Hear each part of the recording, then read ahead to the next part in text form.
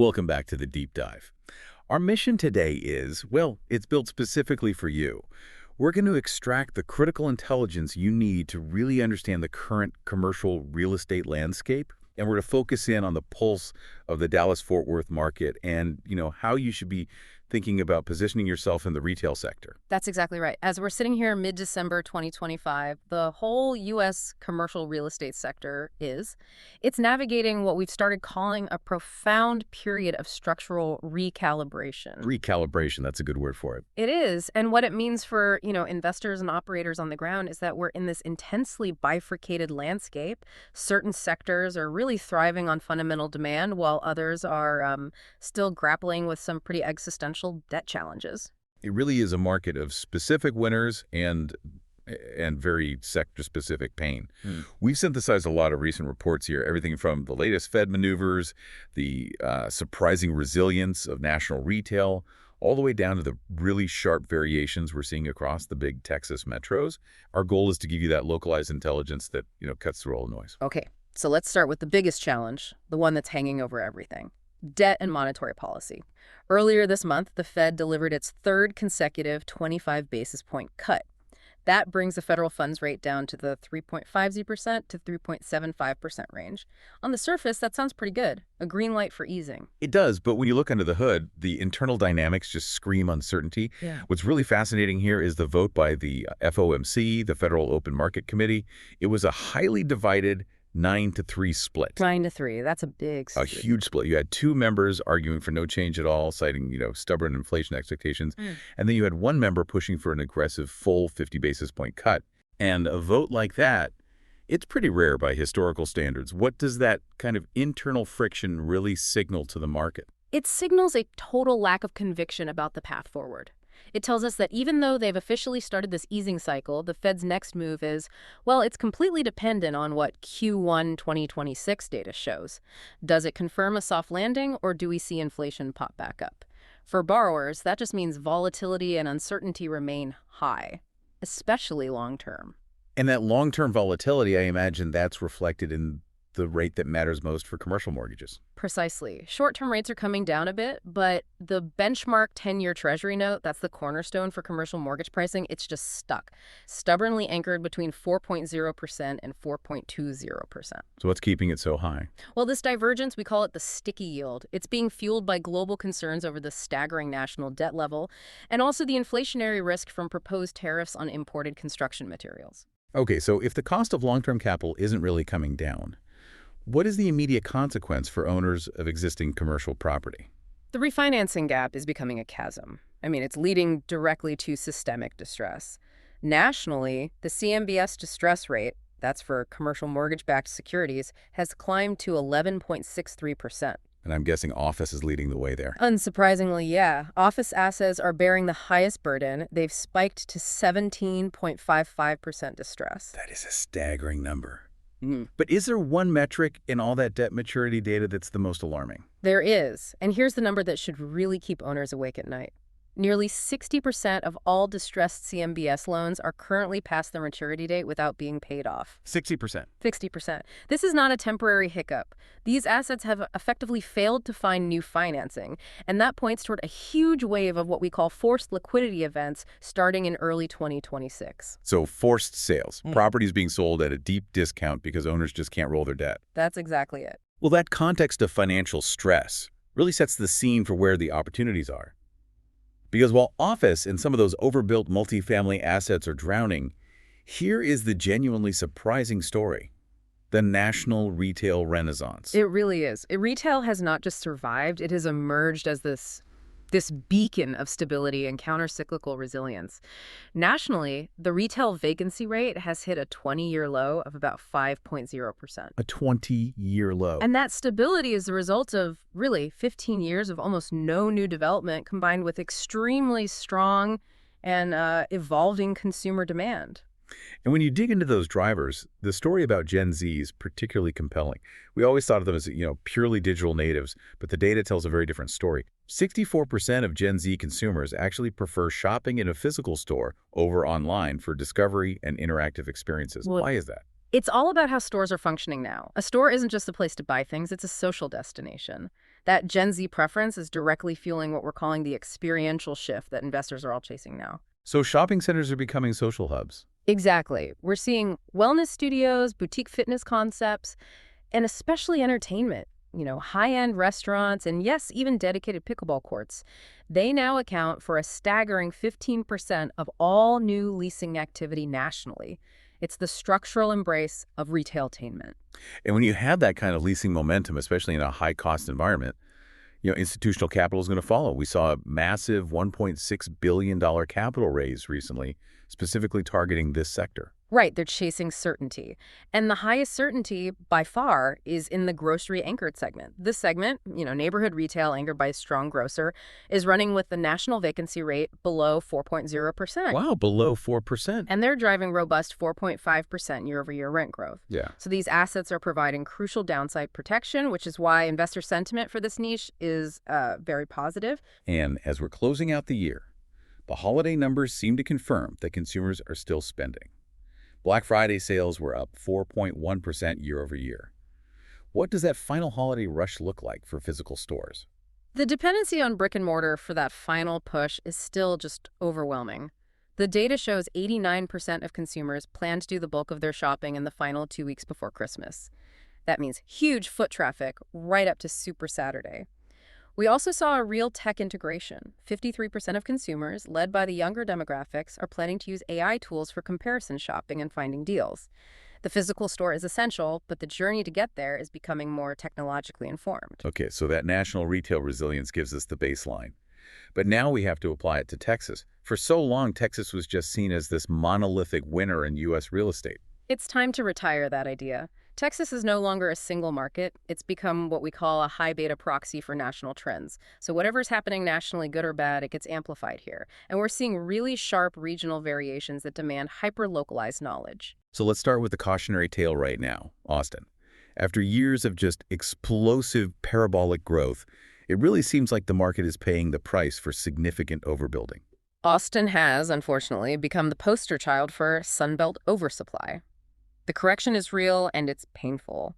Multifamily vacancy has climbed sharply to 14.5%. That's leading directly to rent declines and a flood of concessions just to fill units. And the office distress is just as dramatic, right? Can you give us a specific example of what that looks like on the ground? Well, the sheer scale of the problem is clear in assets like the 7,700 Parmer office campus. This is a massive 911,000 square foot property. It houses major tenants like Google. And it's facing an imminent monetary default on its $177 million loan, which just matured this month. A campus of that size with those kinds of tenants can't refinance. That's right. And when that happens, it just underscores how broken the debt market is for anything that's not premium new build office space. Okay, so let's contrast that stress with what's happening in Dallas-Fort Worth. DFW seems to be defying those gravitational forces. It's arguably the most robust CRE market in the entire country right now.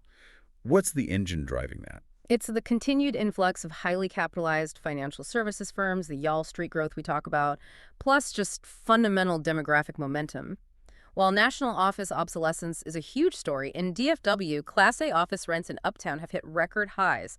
They're sitting between $41 and $44 per square foot, triple net. And for our listeners, can you quickly define triple net or NNN and why that pricing is so significant? Sure. NNN means the tenant is responsible for paying property taxes, insurance, and maintenance on top of the base rent. So when you see triple net rents in the 40s, it just signifies extreme landlord leverage and confidence in that specific location's long-term quality. But even in a hot market like DFW, aren't we seeing similar challenges with the older, less desirable Class B and C office space? That's the critical nuance, yes. The DFW market is absolutely bifurcated, but the high-end growth is just so powerful it sustains the whole narrative. Investors are fleeing the obsolete product and consolidating into the best locations like Uptown. And that's why you see record highs there, even while the broader metro vacancy rates are inflated by older, empty buildings, the kind of buildings that, will likely need to be repurposed, like that HEB acquisition we're about to discuss. And the industrial logistics market is also just key to DFW's scale. It's staggering. DFW has over 1 billion square feet of industrial inventory.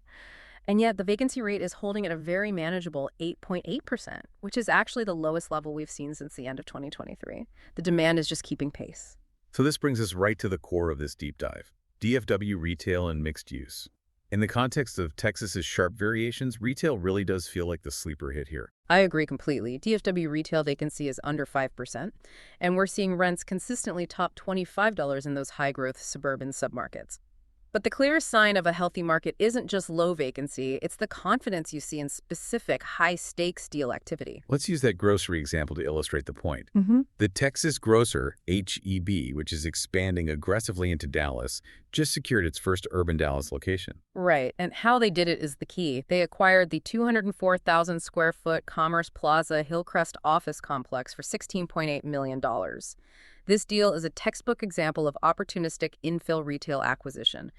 HEB bought a struggling, functionally obsolete office asset from a REIT that needed the liquidity, specifically to demolish it and secure a prime urban site for a new supermarket. So that single transaction shows the market kind of eating itself, doesn't it? The demand for prime retail locations is so strong that it's driving the redevelopment of struggling office assets. It confirms that prime location retail demand is inelastic. And this flight to quality isn't just limited to conversions. We're seeing capital flow strongly into top-tier existing DFW assets as well. TRT Holdings, the owner of Omni Hotels, recently acquired the 22-story St. Paul Place office tower downtown. That shows Class A property still attracts high-level buyers. And institutional lenders are still funding new mixed use that blends office and retail in these prime spots. Exactly. JLL just arranged financing from KKR for the Quad, which is a new 500,000 square foot mixed-use campus in Uptown. That confirms that institutional debt is there for premium, amenity-rich DFW developments that combine top-tier office with high-end experiential retail. And we also need to look beyond the central business district. The growth in the northern suburbs just continues to integrate retail into these huge master plan developments. Look at Plano. They just broke ground on the $750 million Haggard Farm development. The first phase alone includes 100,000 square feet of retail and a 125-key boutique hotel. It reflects this essential trend. Retail and hospitality are not secondary amenities anymore. They're mandatory components that drive foot traffic and value for everything around them. And we see that same integration happening with transit infrastructure, too. The first phase of the $1.5 billion Trinity Mills Station TOD in Carrollton just completed. That new phase has 10,000 square feet of ground floor retail right underneath a 436-unit apartment building, all strategically integrated with the dark rail system.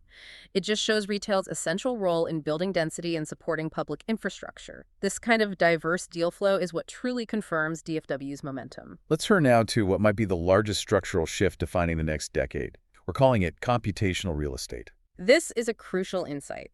Commercial real estate is shifting fundamentally from a shelter-based industry, a roof over your head, to an infrastructure-based industry. And it's being driven entirely by technology.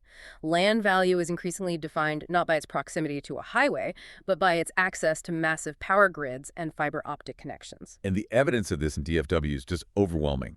Google plans to spend $880 million to add a new data center in Midlothian, just south of Dallas. That's a huge investment. DFW is rapidly becoming one of the most important infrastructure hubs in the world. Our data center inventory is expected to more than double by the end of 2026. And to put that into perspective for property owners, data centers accounted for a massive 21% of all new demand in DFW warehouse and distribution properties in 2025. That kind of demand changes the math on all infill industrial land. And does this computational density affect the traditional retail supply chain?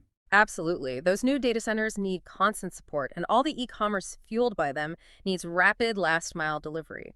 That's why we see such high demand for smaller infill industrial space. For example, the 115,000 square foot Gateway Business Center in Irving, a small bay suite complex, just sold. We saw a bag supply company lease 18,000 square feet in East Fort Worth. These smaller, well-located parks are the crucial arteries supporting both the retail and computational infrastructure. So if we synthesize this whole deep dive, the sticky debt, the national retail renaissance, and this hyperlocal DFW momentum, what's the clear takeaway for an investor focus on this market? The clear conclusion is that DFW is leading the Texas charge, and the retail sector, specifically high-traffic, grocery-anchored, and experiential formats, shows the strongest fundamentals and the highest investor confidence. This is all driven by limited supply after years of underbuilding and sticky consumer demand that is shifting toward in-person experiences. So for investors and operators navigating this, the strategic imperative seems pretty clear. You need operational excellence and, maybe more importantly, a nuanced, localized understanding of supply dynamics. The days of making broad market bets, even in Texas, they feel like they're over. Performance is king, and foot traffic is really the ultimate, non-negotiable measure of success. Precisely. Now, here's a final provocative thought for you to consider as you look toward your capital allocations for 2026. Given the institutional capital flooding into these highly resilient niches like industrial outdoor storage, which has seen rents surge 123% since 2020, and the fact that high construction costs are persisting, how should retail investors be budgeting for the mandated green retrofits and new infrastructure demands that are becoming standard under recent climate accords like COP30? That's a huge operational burden. For our listeners who might not be familiar with the term, what's the financial risk if they just ignore those requirements? You risk what the industry calls a brown discount. A brown discount is the lower valuation that assets receive if they haven't been retrofitted for energy efficiency. It makes them environmentally and functionally obsolete much sooner than expected. Ignoring these capital improvements risks significant financial losses, potentially 20% or more, on your property's future valuation. The question is, are you factoring that mandatory infrastructure spend into your budgets right now? That's what you need to be thinking about for the long-term health of your portfolio.